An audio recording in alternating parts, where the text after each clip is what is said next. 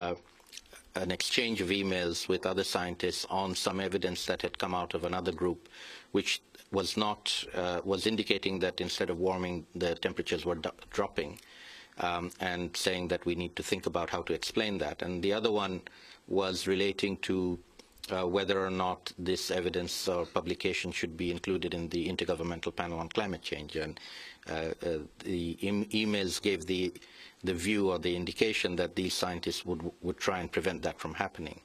Now, these are two very minor incidents in the scientific debate. First of all, this isn't the only center that has the evidence. The evidence is very, very clear, and it goes across many different centers. So the Climate Research Unit at East Anglia is not the only place.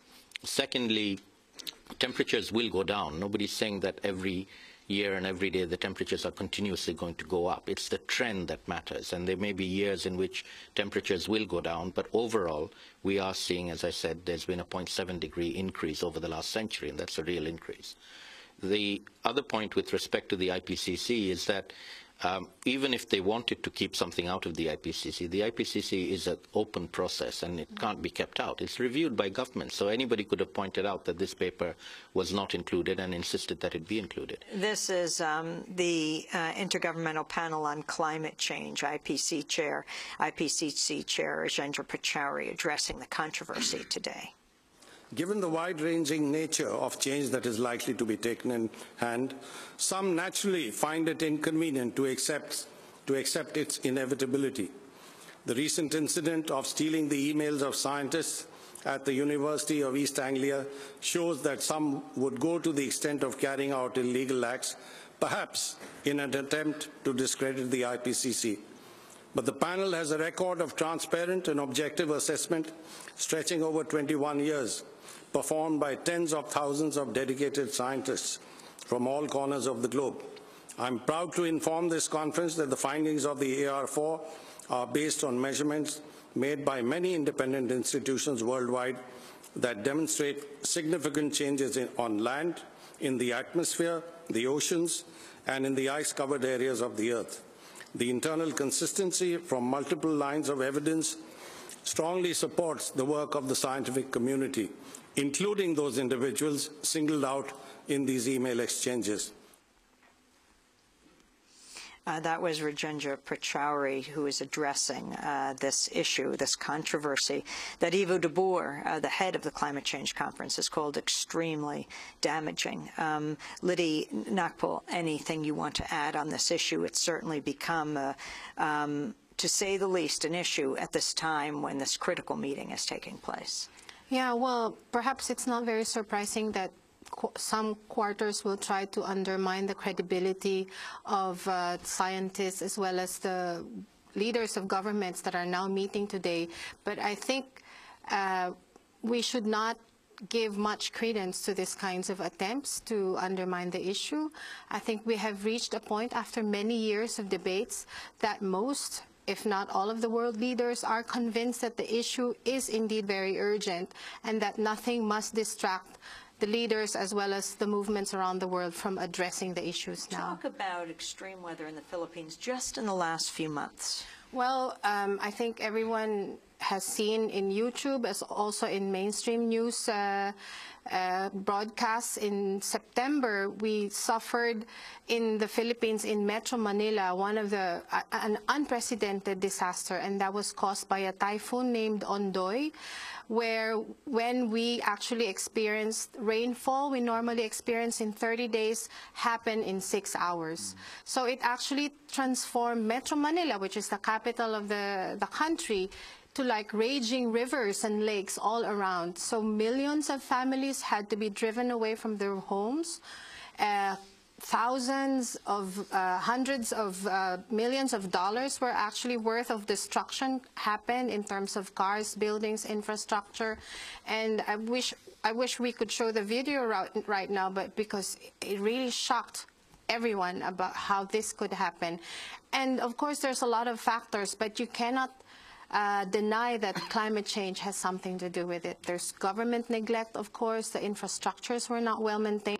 but how can you otherwise explain something like this? And then it didn't stop there. Another typhoon came the following week. It caused massive destruction in the north, landslides, also hundreds of people were killed. And this hasn't happened to us ever.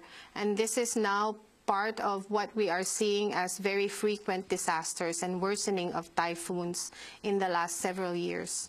So we can't say that climate change is not a factor to this. What is climate debt, the issue of reparations in a sense? Well, it has been an issue we've been raising in the last few years, that we should see the problem of climate change as a debt that is owed by the rich countries to the rest of the world, to the developing nations especially, but also to the south in the north, in the northern countries. This rests on what is clearly the responsibility of rich countries, of corporations, for creating the problem, for taking up the atmospheric space more than what they are entitled to, so that the rest of the world, the developing world especially, is deprived of that space and now have to deal with the impacts of the problem that they created. Democracy Now! Producer Mike Burke briefly had a chance on Sunday to question Ivo de Boer, the executive secretary of the UN Framework Convention on Climate Change. He had just finished an interview with NBC and was racing to his next appointment when Mike and Elizabeth Press caught up with him. Sir, can I ask you one question?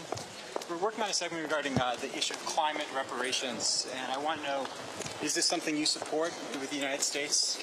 Reparations? What do you mean? There's the concept of a climate debt, that the United States and other wealthy nations owe a debt to African nations and other developing nations. Well, I think the fact that we're talking here about very significant money to help African countries adapt to the impacts of climate change and change the pattern of their economic growth is exactly intended to address those concerns that developing countries have. And how much money is needed? Over the short term, I think we need $10 billion a year for 2010, 2011, 2012. That was Ivo de Boer, the head of the Climate Change Conference. Now, interestingly, as we're going to air, it was announced that the U.S.